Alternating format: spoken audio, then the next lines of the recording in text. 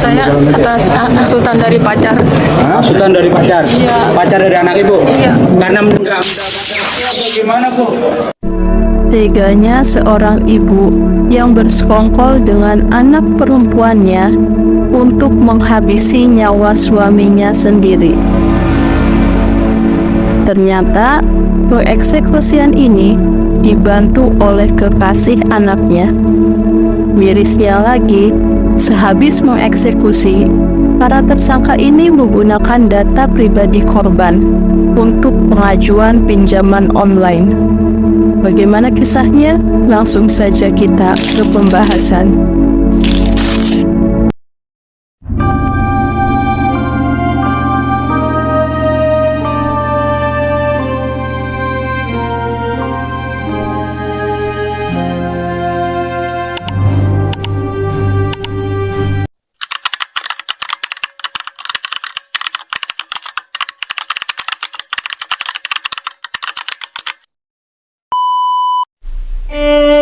Di tengah malam yang kelam, sebuah rumah di salah satu kampung Serang, Bekasi menjadi saksi atas berakhirnya kehidupan bos aksesoris secara tragis. Asep Saifuddin adalah seorang pria sukses dari bisnis aksesoris. Dia sudah menggeluti bisnis ini bertahun-tahun dan sudah memiliki banyak karyawan. Di mata masyarakat, Asep dikenal sebagai orang yang baik, ramah, dan suka bersosialisasi. Bahkan, dia juga aktif dalam aktivitas olahraga, seperti sepak bola dan bulu tangkis. Beda halnya dengan sang istri, yaitu Juwaria. Juwaria dikenal sebagai orang yang pendiam dan tertutup. Jarang sekali bersosialisasi dengan masyarakat sekitar. Kehidupan Asep dan Juwaria termasuk keluarga yang harmonis dan berkecukupan. Para tetangga sekitar nyaris tidak pernah mendengar keributan di rumahnya. Dari pernikahannya dengan Juwaria, Asep dikaruniai 3 orang anak. Salah satu anaknya bernama Sylvia Nur Alfiani yang berusia 22 tahun. Ia merupakan anak pertama dan sedang berkuliah di Fakultas Hukum di salah satu universitas di Bandung. Sylvia juga termasuk anak yang pendiam dan tidak neko-neko. Beberapa tahun kemudian, kehidupan Asep mulai berubah. Keluarga yang dulu harmonis kini mulai timbul perselisihan dan konflik. Asep dan sang istri mulai sering berdebat masalah keuangan, dan sang anak Sylvia juga merasa kesal dengan ayahnya yang sampai sekarang belum juga memberikannya restu mengenai hubungannya dengan sang kekasih. Permasalahan ini bermula ketika sang anak, yaitu Sylvia, yang sudah mantap memilih calon suami dan ingin segera menikah. Akan tetapi, sang ayah, yaitu Asep, belum menyetujui hubungan anaknya dengan kekasihnya, meskipun mereka sudah pacaran selama 4 tahun. Sebenarnya, Asep memiliki alasan kenapa dia belum juga merestui hubungan anaknya. Hal ini dikarenakan calon menantu, yaitu Agistiko Pramada atau Pram, memiliki kebiasaan yang buruk, yaitu dia suka berhutang dan pinjaman online-nya juga banyak, puluhan juta. Padahal Pram ini berasal dari keluarga yang berpendidikan. Ibunya adalah seorang kepala sekolah, bahkan dirinya sendiri pun merupakan mahasiswa IT di salah satu universitas di Depok, yang menandakan bahwa Pram juga termasuk orang yang berpendidikan. Tapi karena kebiasaan buruk itulah yang membuat Asep sampai sekarang belum menyetujui hubungan anaknya. Rupanya, kabar Asep yang tidak menyetujui hubungan anaknya diketahui oleh Pram. Pram pun merasa sakit hati ketika mengetahui hal tersebut. Semenjak itulah Pram memendam rasa kebencian kepada Asep. Sementara di lain pihak, sang istri Juwariah ternyata memiliki banyak hutang kepada teman-temannya. Dia juga boros, tidak dapat mengatur keuangan keluarga. Asep juga tidak mengerti kenapa istrinya bisa punya hutang sebanyak itu, padahal semua kebutuhannya sudah dia penuhi. Hal inilah yang sering menjadi pemicu pertengkaran antara Asep dan sang istri. Karena kelakuan sang istri yang boros, Asep pun mulai membatasi uang resiko makan dengan memberikan jatah 100.000 per hari kepada istrinya. Asep juga enggan melunasi hutang-hutang sang istri. Padahal Juwariah sudah memohon dan berjanji bahwa dia tidak akan berhutang lagi jika hutangnya ini dilunasi. Tapi Asep bersikukuh tidak ingin membantu melunasi hutang-hutang sang istri. Hal tersebutlah yang membuat Sylvia dan ibunya merasa sakit hati kepada Asep. Tetapi mereka hanya bisa memendam kekesalannya karena bagaimanapun mereka tidak berani melawan Asep. Aseplah yang memiliki kekuasaan di rumah itu. Dia jugalah yang memberikan uang dan fasilitas semua kebutuhan Sylvia. Jadi jika Sylvia berani melawan sang ayah, mungkin nasibnya akan sama seperti ibunya, yaitu uang dan fasilitas dari ayahnya akan dibatasi. Kekesalan-kekesalan yang mereka pendam, ternyata itu dimanfaatkan oleh Pram untuk mempengaruhi Sylvia dan ibunya agar semakin membenci Asep. Lama-kelamaan, mereka berdua pun terpengaruh oleh hasutan Pram. Alhasil, mereka semakin membenci dan menyimpan rasa dendam yang teramat dalam. Akhirnya, hubungan keluarga Asep pun semakin tidak harmonis. Hutang yang terus ditagih nyaris setiap hari membuat Juwariah merasa tertekan. Mereka berdua pun berpikir, bagaimana caranya agar bisa terlepas dari masalah ini. Atas hasutan Pram, maka terfikirlah oleh mereka berdua untuk menghabisi nyawa Asep.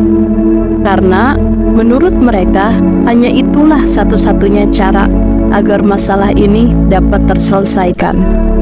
Sylvia pun memberitahu sang kekasih mengenai rencananya ini. Pram pun menyetujuinya dan mendukung rencananya ini. Ketiganya pun sepakat untuk menghabisi nyawa Asep Saifuddin dan mulai merencanakan pengeksekusiannya. Lalu pada tanggal 24 Juni 2024 di hari Senin, rencana pengeksekusian Asep pun mulai dilaksanakan. Juwariah dan Sylvia pun mulai meracik minuman beracun. Mereka akan menyajikan susu soda kepada Asep yang sudah dicampur dengan sabun liquid. Akan tetapi ketika minuman siap diberikan kepada Asep, tiba-tiba Sylvia membatalkannya karena dia merasa tidak tega kepada sang ayah. Akhirnya minuman itu pun dia buang. Rencana yang sudah dibuat pun gagal. Tetapi sang kekasih tetap memberikannya keyakinan dan terus mempengaruhi Sylvia bahwa rencananya ini harus terlaksana karena hanya inilah satu-satunya cara supaya mereka bisa menikah dan sang ibu bisa melunasi hutang-hutangnya. Berlanjutlah pada hari Selasa 25 Juni 2024. Mereka kembali berencana akan meracuni Asep. Saat ini, tekad Sylvia sudah bulat untuk menghabisi nyawa ayahnya. Lalu, dia dan ibunya kembali meracik minuman beracun. Kali ini, minuman yang mereka buat adalah minuman jus kemasan yang sudah dicampur dengan cairan liquid. Diberikanlah minuman tersebut kepada Asep. Kali ini mereka merasa yakin akan berhasil. Tetapi baru saja satu tegukan, Asep langsung memuntahkannya sambil bilang minumannya bau sabun. Mereka berdua pun kaget dan ketakutan. Seketika mereka langsung memberikan alasan bahwa saat mencuci gelas itu belum bersih, makanya masih ada sisa-sisa sabun yang menempel. Begitu kata mereka. Tapi sayangnya Asep pun percaya dengan perkataan mereka. Akhirnya rencana kedua pun gagal. Kegagalan ini pun langsung Sylvia informasikan kepada sang kekasih melalui telepon. Di hari yang sama, sang kekasih mengusulkan untuk langsung mengeksekusi Asep dengan menggunakan kekerasan, tidak lagi menggunakan racun. Dan lagi-lagi saran ini pun disetujui oleh Sylvia dan Juwaria. Lalu masih di hari yang sama, sekitar pukul 5 sore, Pram dijemput oleh Sylvia dari rumahnya di Harvest City dan tiba di Kampung Serang sekitar pukul 6 sore. Ternyata rencana ketiga mereka pun gagal karena Asep ternyata bergadang sambil bermain game online sampai pagi. Akhirnya eksekusi ini pun harus ditunda. Sampai pada akhirnya di hari Kamis tanggal 27 Juni 2024, di mana hari pengeksekusian Asep pun tiba. Sebelum dieksekusi, Asep sempat mengajak istri dan anak-anaknya jalan-jalan, makan di luar dan berbelanja di mall metropolitan. Kebetulan pada saat itu ada Pram. Dia pun ikut menemani mereka jalan-jalan. Lalu setelah itu pada malam harinya Asep bermain bulu tangkis bersama warga sekitar. Karena banyaknya aktivitas yang Asep lakukan di hari itu, akhirnya dia pun bisa tertidur dengan pulas. Pada saat Asep tertidur, mereka langsung memanfaatkan momen ini. Tepatnya di jam 3:30 dini hari, Pram langsung mengeksekusi Asep dengan cara mencekik Asep yang sedang tertidur di ruang tamu. Namun, karena Asep melawan, tersangka Juwariah dan anaknya membantu memegang korban dan melakban kakinya. Asep masih sempat melawan, hingga kemudian Pram memukul kepala korban dengan menggunakan helm yang dipakai oleh Sylvia. Pada saat itu, Juwariah dan Sylvia memang memakai helm agar mereka dikira perampok. Akhirnya, mereka pun berhasil mengeksekusi Asep. Setelah itu, Pram dan Sylvia langsung mengambil handphone dan data-data pribadi milik Asep untuk pengajuan pinjaman online. Mereka mengajukan pinjaman online 2 kali. Yang pertama sebesar 13 juta, lalu yang kedua sebesar 43 juta melalui aplikasi pinjaman online yang berbeda. Setelah mengajukan pinjaman online, selang 5 menit, tepatnya di jam 6 pagi, cairlah pinjaman tersebut ke rekening almarhum. Tanpa merasa bersalah dan berdosa, Sylvia pun langsung mentransfer uang tersebut ke rekeningnya melalui M-Banking. Lalu tak lama, dia mentransfer lagi uangnya ke Pram. Di jam 11 siang, Juwariah memilih untuk tidak langsung memberitahukan kabar duka ini kepada keluarga Asep, tetapi dia malah memberitahukan hal tersebut kepada kakak kandungnya sendiri. Keluarga Asep pun baru mengetahui kabar duka ini dari kakak kandung Juwariah.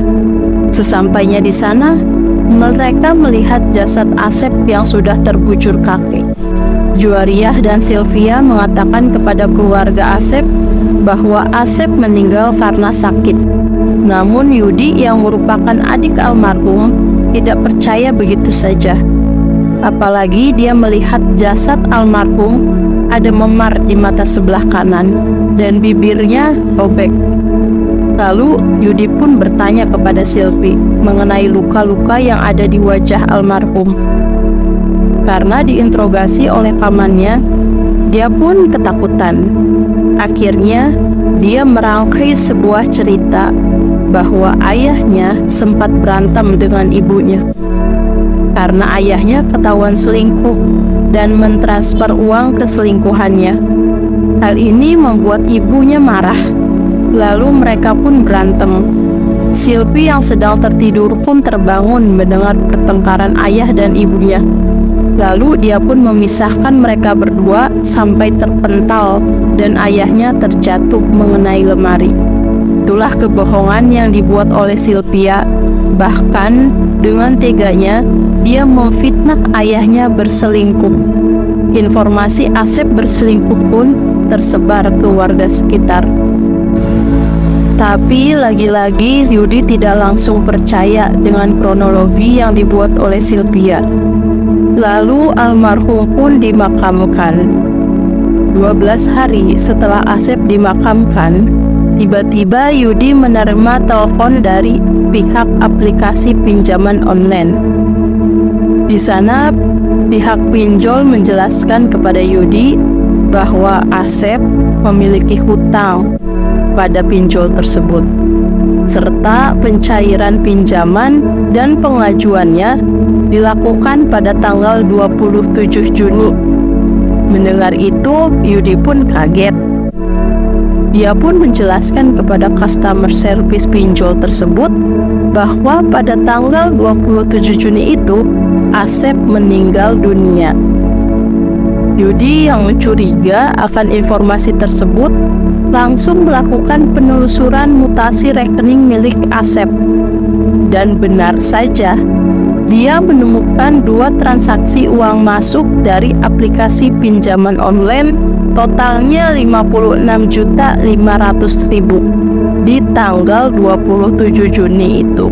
Setelah itu, ada transaksi uang keluar ke rekening Sylvie sebesar 54 juta. Dan hari berikutnya ada uang keluar lagi sebesar 10 juta ke rekening Sylvia. Sampai sisa saldo di rekening almarhum berjumlah 53.000. Yudi sempat bertanya kepada Sylvia mengenai uang pinjaman online hingga kronologi kejadian Asep meninggal dunia.